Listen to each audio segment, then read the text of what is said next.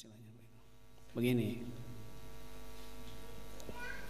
orang-orang seperti Abul Hasan Asyadzili, seperti Syekh Ahmad Ar-Rifai, Syekh Ahmad Al-Badawi, mereka kan lebih banyak dikenal orang ahli tasawuf. Tetapi mereka ini pada hakikatnya juga ahli istihdam. Ahli istihdam. Abul Hasan Asyadzili punya kitab namanya Sirrul Jalil. As-Sirrul Jalil begitu. As-Sirrul Jalil. As-Sirrul Jalil ini ritual-ritual istighdam di situ ada. Tetapi bukan untuk umum. Karena itu berbahaya sekali kalau untuk umum. Ya, berbahaya sekali untuk, makanya ada ulama mengatakan bagaimana hukum istihdam bil jan, hukum mengambil khadam dengan jin, baik itu kafir atau muslim. Ada ulama menjawab, insyaallah nanti kita buat postingannya insyaallah. Ada ulama yang menjawab diperbolehkan asal dari orang yang mutamakin, orang yang muttaqi dan mutamakin fit taqwa, orang yang betul-betul dia ini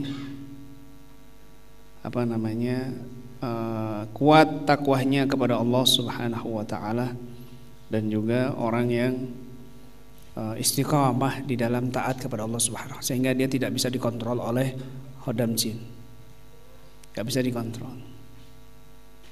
Tapi sekarang justru khodam yang mengontrol orang. Pusaka-pusaka zaman dulu, ada mereka mau melewati hutan itu, menembus hutan itu pasti mati. Banyak binatang-binatang nyata, bahkan binatang-binatang dalam gaib di hutan itu, di goa itu, di Kalimantan, muara-muara itu banyak, besar-besar muara itu. Melewati itu nggak bisa, nggak balik, orang itu pasti mati. Akhirnya di sana terkenal ada buaya putih itu ditundukkan, dia naik lewat buaya putih, selamat gitu, bisa pulang pergi naik buaya putih dari bangsa jin.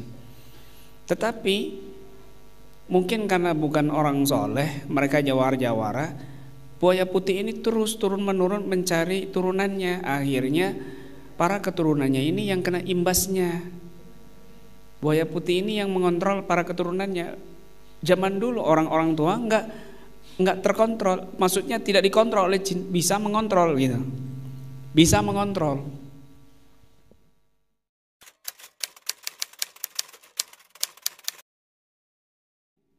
Di dalam kitab Ibnu Hajar Al-Haytami mengatakan wasu'ila fassahallahu fi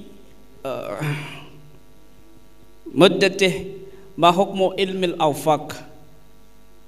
Beliau ditanya tentang hukum ilmu awfaq, bagaimana hukumnya? Perhatikan jawaban beliau, fa ajaba nafa'allahu bi ulumih. Maka beliau menjawab, semoga Allah memberikan manfaat ilmu beliau kepada kita. Bi anna ilmal awfaq, sesungguhnya ilmu wafaq itu atau awfaq itu ya, yarji ila munasabatil a'dad wa ja'aliha ala syaklin makhsus, wa hadha kana yakun bi syaklin mintis ibuyut muballighil adad min kulli jiha 15 wa huwa yanfa lil hawaid wa ikhrajil masjun wa wad'il jinin wa kullu ma huwa min hadzal ma'na wa dhabituhu bi za jim wa alif ha. Wa kana al-Ghazali rahimahullah ya'tani bihi katsiran hatta nusibah ilaihi wa lam mahdhur fi in istu'mila li mubahin bi khilafi ma idza istu'ina bihi ala kharam wa alaihi yahmil ja'al al-ghurrafi al-awfaq min as-sihir. Saya artikan, ilmu penulisan wifik itu atau awfaq itu dikembalikan kepada penyesuaian bilangan dan dijadikan bentuk-bentuk tertentu, syaklin makhsus, seperti bentuk dari 9 bait, jumlah di mana hitungan dari setiap sisi adalah 15. Bentuk seperti ini bisa bermanfaat untuk berbagai macam hajat dan bisa menjadi sebab orang yang ditahan atau dipenjara bisa dibebaskan, kelahiran bayi dipermudah, dan semua hal-hal yang serupa. Ya, aturannya adalah ya, dhabitnya, sandarnya dengan huruf-huruf ba, to, dal, za, ha, jim, waw, alif, ha. Imam Ghazali rahimahullah adalah ulama yang sangat mendalami dan menguasai ilmu ini hingga ilmu ini disandarkan kepada beliau. Ilmu awfaq ini dinisbatkan kepada Imam Ghazali. Awfaq ini tidak dilarang ya. Tidak dilarang, wala mahdhur fi, la mahdhur fi, tidak dilarang ya. Inistu'mila li mubahin, tidak dilarang jika digunakan untuk perkara mubah.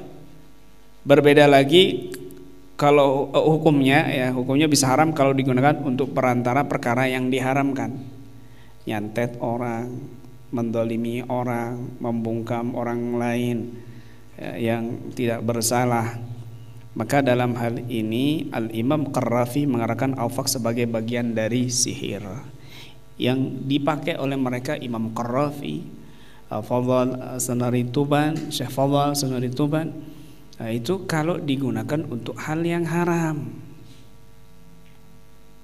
Dan zaman dulu, di zaman Syekh Sanari Tuban itu memang lagi gencar-gencarnya hal-hal seperti itu. Muncullah primbon-primbon dan dampak madorotnya banyak. Akhirnya oleh Syekh Sanari Tuban diharamkan. Kondisional gitu loh. Bukan hukumnya haram pasti, nggak boleh begitu. Nggak boleh, kamu nggak paham. Ibaratnya samurai ini kok digunakan sama anak TK, anak SD, ya bisa kepenggal sendiri kepalanya. Makanya di pondok pesantren itu lebih diutamakan, didahulukan dulu ilmu fikih, ilmu yang wajib. Baru setelah ada dasar yang kuat, tauhid yang kuat, tidak ada masalah ilmu ini gitu. Jika memang di situ menyediakan pelajaran itu. Bisa dipahami? Begitu.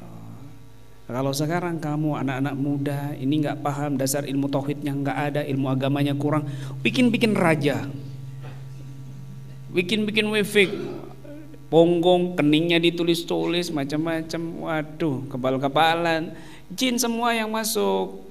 Akhirnya kamu nggak ngontrol diri, kamu dikontrol sama jin, emosian dampaknya. Berantem, nyari musuh, bawaannya pingin nyari musuh, bawaannya pingin nyari musuh, bawaannya pingin nonjok orang, bawaannya pingin nonjok orang. Begitu paling banyak terjadi. Akhirnya oleh ulama, jangan, nanti dianggap, akhirnya gara-gara kata-kata jangan dianggap haram. Kondisional, bisa dipahami? Itu nggak sembarang nulis jimat itu, ada jimat untuk menulis jimat. Jimatnya ini puasa dulu ditulisin untuk nulis jimat ya, bikin jimat untuk nulis jimat ya, ditaruh di sini, itu abah saya dulu tuh. Kemudian nulisnya itu dalam keadaan suci, sholat dulu 2 rakaat, kemudian menghadap kiblat, lidahnya ditekuk langit-langit dan nggak boleh berbicara sepatah huruf pun. Kalau ada orang ngajak bicara batal lagi. Kalau ada orang yang melihat tulisan jimat itu ulangi lagi ya, ulangi lagi. Kemudian ditawasuli dulu sebelum nulis jimat. Jadi ada jimat dulu yang ditulis buat nulis jimat, dipakai jimatnya itu baru nulis jimat. Tawasul dulu, sholat, letakkan jimat, tawasul, baru nulis jimat menghadap kiblat, tengah malam ditekuk lidahnya. Begitu. Dan tidak boleh dia bicara dengan seorang pun, meskipun sama kucing, hus, tetap ngulangi lagi. Kamu enggak difotokopi? Jimat difotokopi, terus ditaruh di mana-mana ya kan, Malas betul kamu nulis jimat, gimana mau manjur jimatnya? Fotokopi. Sudah malas kan begitu. Terus dijual. Di komersial ini kurang ajar begitu loh. Bukan begitu caranya, ada cara tersendiri. Itu ada riyadhahnya gitu. Baik, pertanyaan bagus.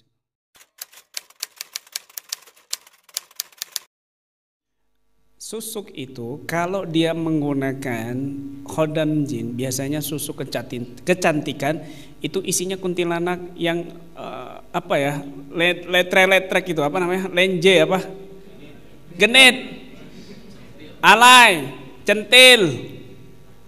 Susuk untuk kecantikan tuh rata-rata kuntilanak yang centil-centil. Makanya hasilnya orang yang pakai susuk ya jablay-jablay kan begitu. Ya, begitu. Ya, ada cowok juga yang pakai susuk, jadinya jablay begitu, alay, jijik, ya, kan begitu. Ya, susuk itu pakai air ruqyah dulu, itu lebih efektif. MRA dulu ya, pakai air ruqyah baru kemudian diruqyah. Ya, ada yang memang lepas itu dengan sendirinya, ada yang hilang, nggak ada lagi. Biasanya pakai telur juga. Ya, telurnya itu kan ada bacaannya khusus ya. Inna waliyallahu alladzi nazzal kitab wa yatawalla salihin. Aina ma takunu ya'ti bikumullahu jami'an ala kulli syai'in qadir 7 kali. Kemudian ayat khudhuhu faghulu summal jahim sallu summa fi silsilatin dar'uha sab'una dar'an fasluku 7 kali lalu ditiup telurnya. Tempelkan di area susuk. Ini efektif sekali ya. Sering saya lakukan itu juga untuk menarik sihir-sihir berbentuk binatang kecil-kecil seperti tomcat, seperti apa namanya, binatang semut-semut yang panas itu, yang bisa bikin lumpuh, busuk badannya itu kita tarik pakai itu, alhamdulillah kesedot. Dan berasa, pasiennya berasa, bahkan pas tomcatnya lari-lari itu di sini langsung ini orang tuanya yang ngambil seset, itu berasa kecabut. Dan telurnya itu panas, kocak ya. Telurnya itu jangan kamu pecah, sudah buang aja, nggak usah dipecah karena baunya biasanya busuk luar biasa. Begitu ya, atau energinya nanti malah keluar, dibuang saja. Ya, jangan digoreng, nggak boleh. Apa dibuat jamu tambah lagi. Ya, ada lagi mungkin terakhir satu lagi, sudah selesai? Nggak ada ya.